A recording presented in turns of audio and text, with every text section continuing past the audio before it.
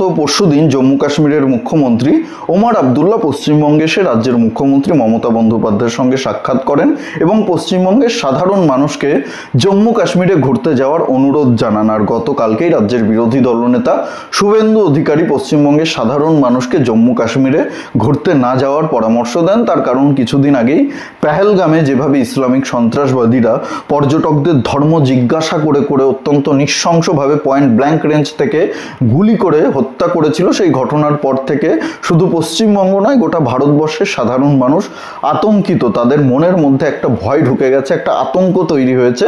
অনেকেই জম্মু কাশ্মীরে যাওয়ার প্ল্যান করেও ক্যান্সেল করে দিয়েছেন। স্বাভাবিকভাবেই জম্মু কাশ্মীরে পর্যটকদের সংখ্যা কমে গেছে, আর পর্যটকদের উপরে নির্ভর করেই যাদের পেট চলে তাদের পেটে লাথি পড়েছে। সেই কারণেই ওমর আবদুল্লাহ বিভিন্ন রাজ্যে ঘুরে ঘুরে সাধারণ মানুষকে জম্মু কাশ্মীরে ঘুরতে যাওয়ার জন্য অনুরোধ জানাচ্ছেন। রাজ্যের বিরোধী দলনেতা পশ্চিমবঙ্গের সাধারণ মানুষদের সুরক্ষার কথা চিন্তা করেই হয়তো এই মন্তব্য করেছেন, কিন্তু আমি রাজ্যের বিরোধী দলনেতা শুভেন্দু অধিকারীর সঙ্গে এই বিষয়ে সহমত না। আমি ওনাকে ব্যক্তিগতভাবে সম্মান করি। উনি যেভাবে পশ্চিমবঙ্গে পরিবর্তন আনার জন্য রাত দিন এক করে পরিশ্রম করছেন, আমি ওনার পরিশ্রমকে, ওনার প্রচেষ্টাকে সম্মান করি, স্যালুট জানাই। কিন্তু এই বিষয়ে আমি ওনার সঙ্গে সহমত পোষণ করছি না। তার কারণ জম্মু কাশ্মীর ভারতবর্ষের অভিন্ন অংশ। যেই জম্মু কাশ্মীরের মাটিতে ডক্টর শ্যামাপ্রসাদ মুখার্জি নিজের সর্বোচ্চ বলিদান দিয়েছিলেন, সেই জম্মু কাশ্মীর আমাদের ভারতবর্ষের সাধারণ মানুষ সেখানে যাবে। একটা ঘটনা ঘটে গেছে, অবশ্যই একটা দুর্ভাগ্যজনক ঘটনা ঘটে গেছে, কিন্তু জম্মু কাশ্মীরে নিরাপত্তার জন্য ভারতীয় সেনাবাহিনী রয়েছে। এত বছর ধরে এত পর্যটক যাচ্ছে, মাঝে মাঝে কিছু ঘটনা ঘটেছে, অবশ্যই ঘটেছে, এটা অস্বীকার করার কোনো জায়গা নেই। এটা ইন্টেলিজেন্স ফেলিওর, এটা জম্মু কাশ্মীরের সরকারের দোষ, অবশ্যই এটা আমি স্বীকার করে নিচ্ছি। কিন্তু জম্মু কাশ্মীর আমাদের ভারতবর্ষের অংশ, সেই কাশ্মীরে যাওয়ার অধিকার আমাদের প্রত্যেকের রয়েছে, প্রত্যেকটি নাগরিকের রয়েছে। আর জম্মু কাশ্মীরে যেখানে ভারতীয় সেনা আমাদের নিরাপত্তার জন্য রাত দিন মোতায়েন রয়েছে, সেখানে ভয় পাওয়ার কোনো কারণ নেই। ভারতীয় সেনাকে তো আমরা অন্তত বিশ্বাস করি। আপনি সরকারকে অবিশ্বাস করতেই পারেন, আপনি রাজনৈতিক দলগুলোকে অবিশ্বাস করতেই পারেন, কিন্তু ভারতীয় সেনাকে আপনি অবিশ্বাস করতে পারেন না। ভারতীয় সেনাকে আমরা বিশ্বাস করি, আমরা ভারতীয় সেনাকে ভরসা করি, এবং ভারতীয় সেনাকে বিশ্বাস করে ভরসা করেই সাধারণ মানুষের জম্মু কাশ্মীরে যাওয়া উচিত। কেন্দ্র সরকার আমাদের ট্যাক্সের কোটি কোটি টাকা জম্মু কাশ্মীরে ঢালছে, জম্মু কাশ্মীরের উন্নয়নের জন্য ঢালছে। জম্মু কাশ্মীরের সঙ্গে যাতে ভারতের কানেক্টিভিটি বাড়ে, rail network, tunnel network, highway network তৈরি করছে কোটি কোটি টাকা খরচ করে। কিসের জন্য? যাতে জম্মু কাশ্মীরে সাধারণ মানুষ যেতে পারে খুব সহজে, সাধারণ মানুষের জম্মু কাশ্মীরে পৌঁছতে কোনো অসুবিধা না হয়। সেই জন্যই তো এত কোটি কোটি টাকা খরচ করে বিশ্বের সবথেকে উচ্চতম সেতু নির্মাণ করা হয়েছে, এত টানেল তৈরি করা হচ্ছে, আমাদের ট্যাক্সের টাকা খরচ করে এগুলো তৈরি হচ্ছে। তাহলে আমরা কেন যাব না? ঠান্ডা মাথায় একবার ভেবে দেখুন, ইসলামিক সন্ত্রাসবাদীরা যে উদ্দেশ্য নিয়ে পেহেলগামে হামলা চালিয়েছিল, আমরা যদি কাশ্মীরে ঘুরতে না যাই, পর্যটকরা যদি কাশ্মীরে ঘুরতে না যায়, তাহলে কিন্তু তাদের উদ্দেশ্যটাই সফল হবে, তারা নিজেদের উদ্দেশ্যে সফল হবে।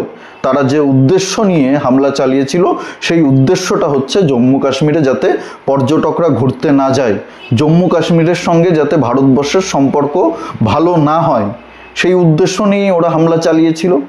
আমরা যদি ঘুরতে না যাই তাহলে ওদের উদ্দেশ্যই সফল হবে। তাই আমাদেরকে জম্মু কাশ্মীরে যেতে হবে, সাধারণ পর্যটকদের জম্মু কাশ্মীরে যেতে হবে, ভারতীয় সেনাকে বিশ্বাস করতে হবে, ভারতীয় সেনাকে ভরসা করতে হবে। একটা ঘটনা ঘটে গেছে, দুর্ভাগ্যজনক ঘটনা, নিন্দনীয় ঘটনা, এবং সেই ঘটনার জবাব আমরা পাকিস্তানকে দিয়েছি। আমাদের সরকার, আমাদের সেনা পাকিস্তানকে দিয়েছে। চোরের ভয়ে বাড়ি ছেড়ে পালানোটা বুদ্ধিমানের কাজ না। মুর্শিদাবাদের শামশেরগঞ্জেও তো কিছুদিন আগে হিন্দুদের ওপরে অত্যাচার হয়েছে, বেছে বেছে হিন্দু বাড়িঘরগুলো ভাঙচুর করা হয়েছে। হরগোবিন্দ দাস, চন্দন দাসদের শুধু হিন্দু হওয়ার কারণেই বাড়িতে ঢুকে হত্যা করা হয়েছে। তার মানে কি মুর্শিদাবাদ থেকে সব হিন্দুরা পালিয়ে যাবে? মুর্শিদাবাদ ছেড়ে হিন্দুরা চলে যাবে? এই কাশ্মীরের পরিস্থিতি স্বাভাবিক করার জন্য ভারত সরকার কিন্তু কম পদক্ষেপ গ্রহণ করেনি, কম পরিকল্পনা করেনি, কোটি কোটি টাকা খরচ করেছে। অজিত ডোভালের মতো লোকেরা রাত দিন এক করে দিয়েছে। এখন কাশ্মীরের পরিস্থিতি অনেকটাই স্বাভাবিক, আমি বলছি না পুরোপুরি স্বাভাবিক, একেবারে সব কিছু নিয়ন্ত্রণে, কিন্তু অনেকটাই স্বাভাবিক হয়ে গেছে। আজ থেকে 5-10 বছর আগে কাশ্মীরের পরিস্থিতি যেমন ছিল এখন কিন্তু তেমনটা নেই। এখন কাশ্মীরে সেনাবাহিনীর উপরে পাথর ছোড়ার ঘটনা আপনারা দেখতে পারবেন না। আগে আমরা টিভি খুললেই দেখতে পারতাম সেনাবাহিনীর উপরে হামলা হয়েছে, পাথর ছোড়া হচ্ছে সেনাবাহিনীর উপরে, মুখে রুমাল বেঁধে কাপড় বেঁধে কাশ্মীরের যুবকরা পাথর নিয়ে সেনাবাহিনীর উপরে ছুটছে। এখন সেরকম ঘটনা দেখাতে পারবেন না। পরিস্থিতি স্বাভাবিক করতে ভারত সরকারকে অনেক কাঠখড় পোড়াতে হয়েছে, কোটি কোটি টাকা খরচ করতে হয়েছে, অনেক উন্নয়ন করতে হয়েছে, অনেক প্রকল্প আনতে হয়েছে কাশ্মীরের জন্য। এই রেলওয়ে নেটওয়ার্ক, আগেই বললাম, এই হাইওয়ে নেটওয়ার্ক, এই টানেল, এত কোটি কোটি টাকা খরচ করে ভারত সরকার কেন করছে? যাতে কাশ্মীরের পরিস্থিতি স্বাভাবিক হয়, এবং স্বাভাবিক হচ্ছে। রাতারাতি কোনো কিছু ঠিক হয় না, রাতারাতি কোনো পরিবর্তন হয় না, কিন্তু পরিবর্তন হচ্ছে, সেটা পরিষ্কার দেখতে পাচ্ছি। কিছু ঘটনা ঘটছে, অবশ্যই ঘটছে, এটা আমি অস্বীকার করছি না, অস্বীকার করার কোনো জায়গা নেই।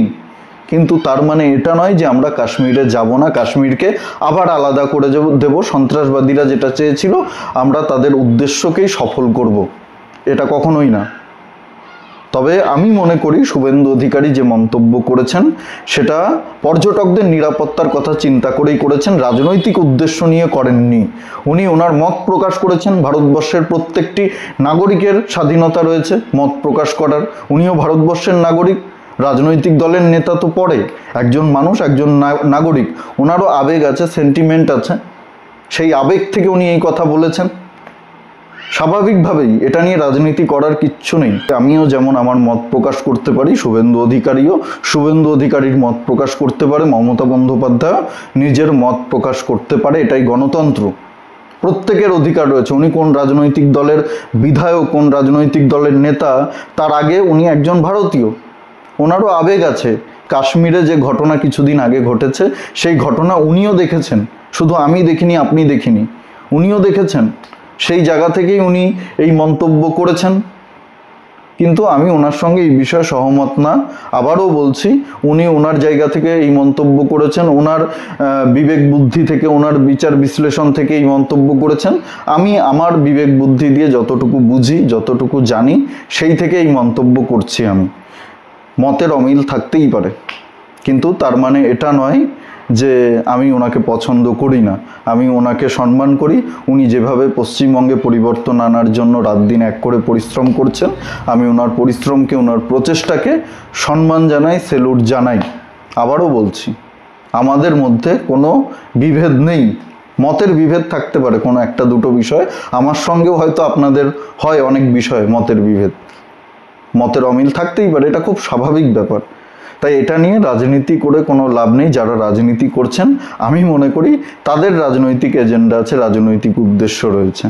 ভিডিওটি ভালো লাগলে প্রচুর পরিমাণে শেয়ার করবেন, লাইক করবেন, কমেন্ট করে অবশ্যই আপনাদের মূল্যবান মতামত জানাতে ভুলবেন না। আর জাগরণ বাংলা ইউটিউব চ্যানেলে নতুন হলে আমাদের চ্যানেলটি অবশ্যই সাবস্ক্রাইব করে পাশে থাকুন, পাশের বেল আইকনটি প্রেস করে দিন। আমাদের প্রতিটি ভিডিওর নোটিফিকেশন আপনার কাছে সবার আগে পৌঁছে যাবে। সবাই খুব ভালো থাকুন, সুস্থ থাকুন, আশেপাশের সবার খেয়াল রাখুন। জয় হিন্দ, বন্দে মাতরম, ভারত মাতা কি জয়।